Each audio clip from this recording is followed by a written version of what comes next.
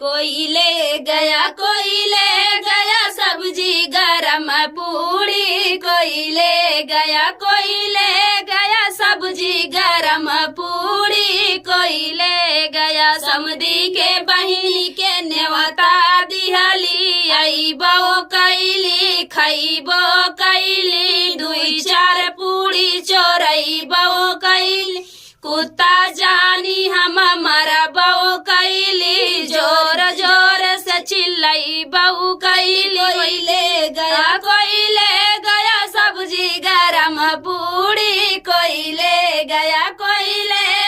सब्जी गरम पूड़ी, कोई ले गया दुल्हे के बहिनी के नेवता दिहले, अइबो कैली खइबो कैली, दुई चार पूड़ी चोरइबो कैली, कुत्ता जानी